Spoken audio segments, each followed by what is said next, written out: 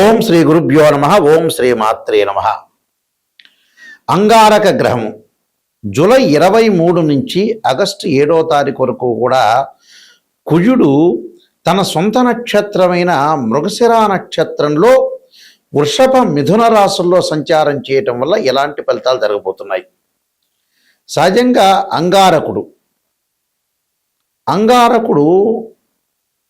కుజుడు ఏ స్థానాల్లో ఉంటే మంచి ఫలితాలు వస్తుంది, గోచారీత్యా ఏ స్థానాల్లో ఉంటే చెడు ఫలితాలు వస్తాయో ఒకసారి తెలుసుకుందాం. ముందు ముఖ్యంగా అంగారక గ్రహానికి యొక్క కారకత్వాలని మనం పరిశీలన చేయాలి. ఏం చెప్పారు శాస్త్రంలో అంటే సత్వ భూ ప్రాకార రోగ వ్రణ సాహస శస్త్ర అగ్ని సందర్శనోత్పాటన భాతృక కుజ అన్నారు. అంటే భూ సంబంధ వ్యవహారాలు, కోర్టులు, రియల్ ఎస్టేటు, అన్నదమ్ముల సమస్యలు, శారీరక బాధలు, కెమికల్ కంపెనీలు, మిషనరీ, మార్కెటింగు, భూమి, ఇండ్ల నిర్మాణము, న్యాయ వ్యవస్థ, న్యాయవాదులు, రక్షక భటులు, అలానే సైన్యము, మేనేజ్మెంటు, భూములు అమ్మడము కొనడము, మేస్త్రీ పనుల వాళ్ళు, యంత్ర సంబంధమైన వ్యవహారాలు, మెకానికల్ ఇంజనీర్సు, కెమికల్ కంపెనీలు, కెమిస్ట్రీ లెక్చరర్సు, రోగములు, శస్త్రచికిత్సలు, అగ్ని భయాలు అంటే రియల్ ఎస్టేటు, రైతులు, కెమికల్ కంపెనీలు, పిత్రార్జితము, కోర్టు సమస్యలు, ఇలాంటివన్నీ కూడా మొదలగు కుజుడి యొక్క కారకత్వాలు అంటారు. సహజంగా కుజుడు మకర రాశి ఉచ్చస్థానం అయితే నీచస్థానం దానికి సప్తమం ఏమవుతుందంటే కర్కాటకం వస్తుంది. అంటే కర్కాటకం నీచస్థానము, మకరం అనేది ఉచ్చస్థానము, మేషము, వృశ్చిక రాశులు కుజుడికి స్వక్షేత్రాలు అవుతాయి. ఇక్కడ కుజగ్రహం సహజంగా ఎవరి జన్మలగ్నం నుంచి అయినా కుజుడు 2, 4, 7, 8, 12 స్థానాల్లో ఉంటే దాన్ని జాతకరీత్యా కుజదోషం అంటారు. మనం ఇప్పుడు చెప్పబోయేది ఏదంటే గోచారరీత్యా చెప్పబడే ఫలితాలు. అంటే గోచారరీత్యా చెప్పబడే ఫలితాలకు ఒక విధానం ఉంటుంది, బర్త్ చార్ట్ నుంచి పుట్టినప్పుడు ఉండే జాతకానికి మరొక విధానం ఉంటుంది. నేను చెప్పింది జన్మలగ్నం నుంచి, అంటే బర్త్ చార్ట్ నుంచి 2, 4, 7, 8, 12 స్థానాల్లో ఉంటే దాన్ని కుజదోషం అంటారు. ఇప్పుడు మనం చెప్పేది ఏమిటంటే గోచారరీత్యా చెప్పబడే ఫలితాలు.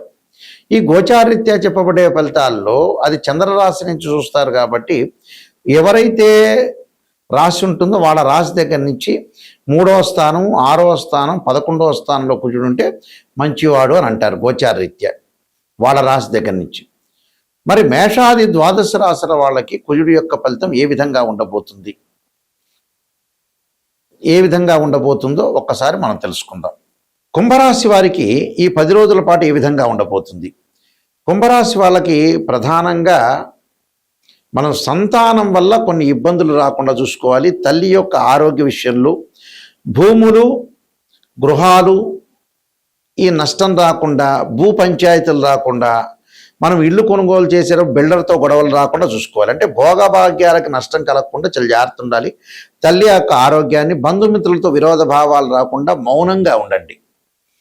అలానే కోర్టు వ్యవహారాలు కొన్ని వాయిదాలు పడుతుంటాయి. కోర్టు వ్యవహారాలు వాయిదా పట్ట నమ్మిన వారి వల్ల భయము, మోసం జరిగే అవకాశాలు ఎక్కువ ఉంటాయి. బంధుమిత్రులతో విరోధ భావాలు, నమ్మిన వారి వల్ల భయము, అంటే ఎవరైతే మనం నమ్ముతామో వాళ్ళు చెడు చేసే అవకాశాలు ఎక్కువగా ఉంటాయి. మంచి వాళ్ళు అనుకున్న వ్యక్తులందరూ కూడా చెడయ్యే అవకాశాలు ఎక్కువగా ఉంటాయి. ఆర్థిక పరంగా నష్టం జరగటం, ఆర్థిక పరంగా కొద్దిగా డబ్బు గురించి తాపత్రయపడుతూ ఉంటారు. డబ్బు అనేది కొద్దిగా నష్టం జరిగే అవకాశాలు ఎక్కువగా ఉంటాయి. ఆరోగ్య విషయంలో జాగ్రత్త, భూములు, గృహాలు, స్థిరాస్తుల రూపంలో కూడా ఎలాంటి నష్టం జరగకుండా చూసుకోవాలి. స్థిరాస్తి మార్పుల్లో కూడా క్రయ విక్రయాల్లో అనుకూలించవు. అంటే మనం అమ్మటం కొనుగోలు చేసేటప్పుడు కూడా కొన్ని ఇబ్బందులు కలుగుతుంటాయి. అలాంటి ఇబ్బందులు ఎట్టి పరిస్థితుల్లో కూడా రాకుండా చూసుకోవాలి. ఎందుకంటే ఎలాంటి ప్రాబ్లంలు రాకుండా చూసుకోవటం కూడా మంచిది. సంతాన పరంగా కూడా ఏవో చిన్న చిన్న ఇబ్బందులు రావటం, వాళ్ళ యొక్క డెవలప్మెంట్ గురించి ఆలోచన చేయటం ఒకటి, అలానే స్త్రీల వల్ల, మగవాళ్ళ వల్ల అవమానాలు, అపనిందలు, అలానే నీరసంగా ఉండటం, ఆరోగ్యపరంగా ఇబ్బందులు కలగకుండా చూసుకోవాలి. అంటే ఎలాంటి పరిస్థితుల్లో కూడా సమయస్ఫూర్తి లేని పనులు చేయకూడదు. సమయస్ఫూర్తితోనే పనులు చేసి ముందుకు వెళ్ళాలి. కాబట్టి వీళ్ళు తప్పకుండా అంగారకుని ఆరాధన చేయాలి. బగళాముఖి స్తోత్రాన్ని, అలానే సుబ్రహ్మణ్య స్వామి అష్టకాన్ని, అలానే అంగారకాయుధ్యం శక్తి అస్తాయ ధీమే తన్నో భౌమ ప్రచోదయాత్ అనే మంత్రం చక్కగా చదువుకోండి, మీకు మంచి జరిగే అవకాశాలు ఖచ్చితంగా ఉంటాయి. ఈ గోచార ఫలితాల్లో మనకి గోచారానికి బర్త్ చార్ట్కి చాలా లాట్ ఆఫ్ డిఫరెన్స్ అనేది ఒకటి ఉంటుంది. అంటే ఈ గోచారం అనేది ఏమిటి అని అంటే 20% రిజల్ట్ ఇస్తుంది.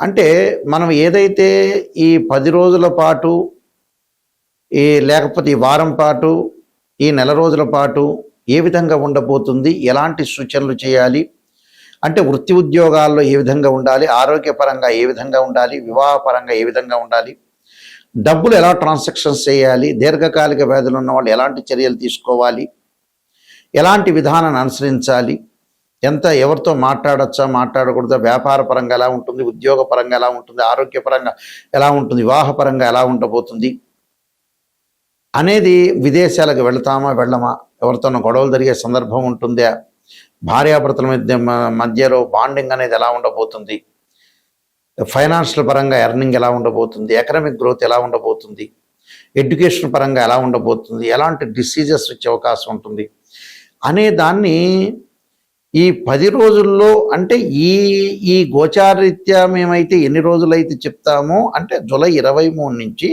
ఆగస్టు 7 వరకు కూడా కుజుడి యొక్క ప్రభావం ఎలా ఉండబోతుంది, అంటే భూ సంబంధ వ్యవహారాలు, అన్నదమ్ములు, ప్రత్యేకంగా మార్కెటింగు, ఇళ్ల నిర్మాణము, న్యాయవాదులు, రక్షక భటులు, మేస్త్రీ పనులు చేసేవాళ్ళు, యంత్ర సంబంధమైన విషయాలు, మెకానికల్ సంబంధించిన వాళ్ళు ఏ విధంగా ఉండబోతున్నారు తెలుసుకోవడమే గోచారం.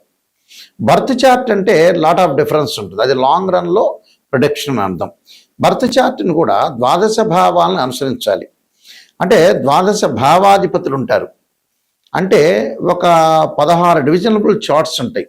ఈ 16 డివిజనబుల్ చార్ట్స్ని మ్యాథమెటికల్గా క్యాలిక్యులేషన్ వేసి మనం భావచక్రాన్ని, రాశిచక్రము, నవాంశము, దశమాంశము, సప్తమాంశము, త్రింశాంశం, ఇలాంటి 16 అంటే 16 డివిజనబుల్ చార్ట్స్ ఉంటాయి.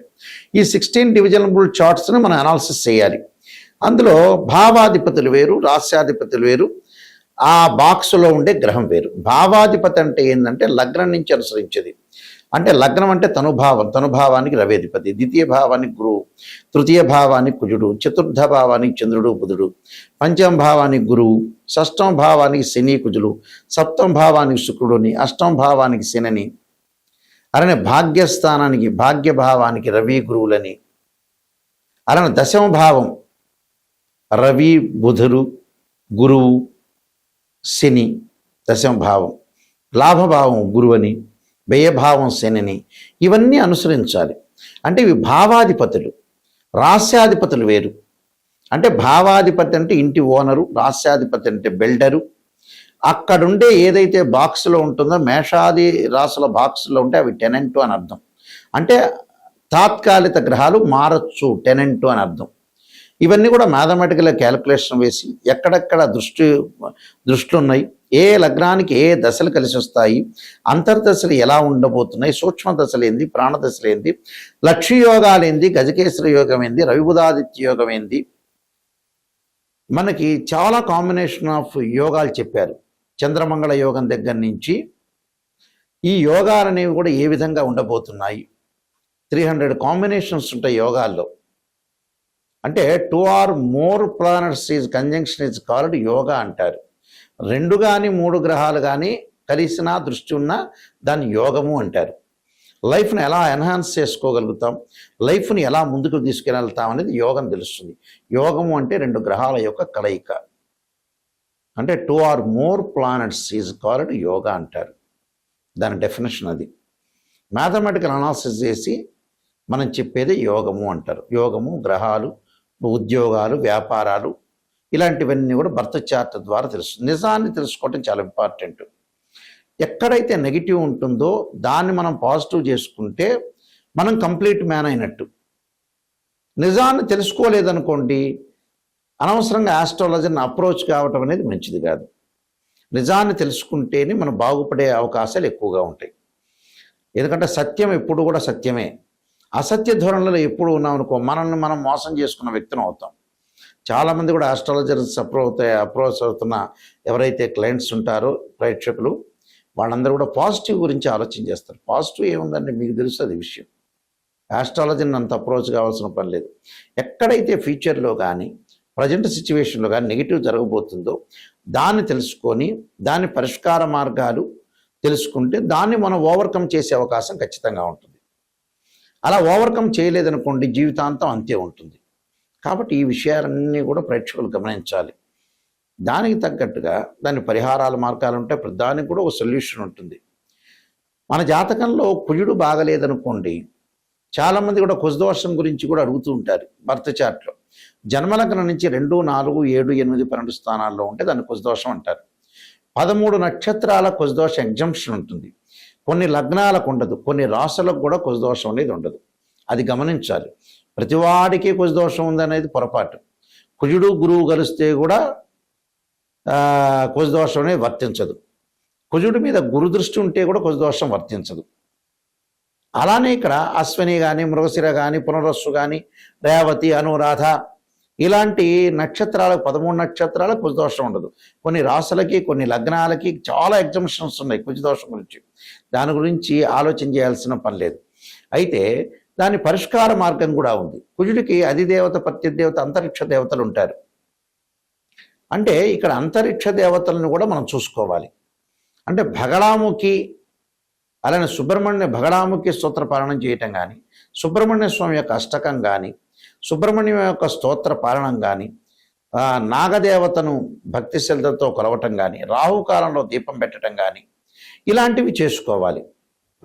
చేసుకోవటం వల్ల ఏంటంటే మనకు మంచి జరిగే అవకాశాలు ఎక్కువగా ఉంటాయి. ఇలాంటివన్నీ కూడా ఆలోచన చేయాలి. అంటే ఇక్కడ ఏంటి, అగ్నికి ఏదైతే కుజుడికి అధిదేవత ప్రత్యదేవతల్ని భక్తి శ్రద్ధతో కొలవటం, అధిష్టాన దేవత సుబ్రహ్మణ్య స్వామి, అలానే క్షేత్రపాలకుల్ని, అలానే పృథ్వీని, భూసూక్తము పారాయణం చేసుకోవటం, అలానే భూసూక్తాన్ని చదవటం, భగళాముఖి స్తోత్రాన్ని, సుబ్రహ్మణ్య స్వామి యొక్క అష్టకాన్ని చదవటం వల్ల కుజదోషం తొలగిపోతుంటుంది.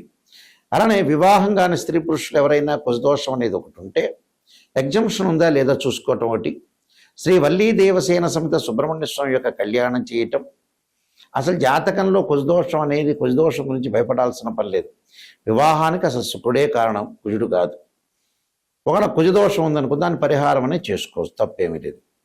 నేను ఆల్రెడీ కాలసర్పయోగ చంద్రిక, రాహుకేతులు, ఛాయాగ్రహాలు, అలానే పుత్రగణపతి వ్రతము, స్వప్నశాస్త్రము, సర్వదేవతా గోత్రములు పార్ట్ 1, పార్ట్ 2, నవగ్రహ దోషాలకి 12 మహావిద్యల యొక్క స్తోత్ర పారణాలు, అమ్మవారి యొక్క పారణాలు, బృహత్ పరిహార Sindhu, Jataka Chandrika, Vivaha Marthandam, production of astrology, transit of results అనే పుస్తకాలు నెంబర్ ఆఫ్ ఆస్ట్రాలజీ బుక్స్ రాశాను నేను. ఇవన్నీ కూడా మా దగ్గర లభ్యమవుతాయి. అలానే రాజమండ్రిలో కోటగుమ్మంలో ఉన్న అతిపెద్ద పబ్లికేషన్ అయిన ఇండియాలోనే మోహన్ పబ్లికేషన్ వారి దగ్గర కూడా ఈ పుస్తకాలను లభ్యమవుతాయి. వారిని అడిగి మీరు కూడా తెచ్చుకోవచ్చు. అయితే మా వెబ్సైట్ www.nayakanti.com, www.nayakanti.in ఈ వెబ్సైట్ చూడండి. ఈ వెబ్సైట్లో మీకు ఆ వెబ్సైట్ చూస్తే కూడా ఆ పుస్తకాలన్నీ కూడా మీకు కనపడుతూ ఉంటాయి. అలానే మీకు ఏ డౌట్లు వచ్చినా మమ్మల్ని సంప్రదించాల్సిన వాళ్ళు ఎవరైనా సరే నిజం తెలుసుకొని నాయకంటి గారి ద్వారా బాగుపడాల్సిన వ్యక్తులు మాత్రమే ఫోన్ చేయండి. మా నెంబర్ కూడా స్క్రీన్ మీద స్క్రోలింగ్ అవుతున్న నెంబర్ ఉంటుంది. ఆ నెంబర్కి మీరు కాల్ చేసి తెలుసుకోండి. మీ అందరికీ కూడా శ్రీ పరమేశ్వరి యొక్క కరుణాకటాక్షం ఉండాలని ఆశిస్తూ సర్వే జనా సుఖినో భవంతు.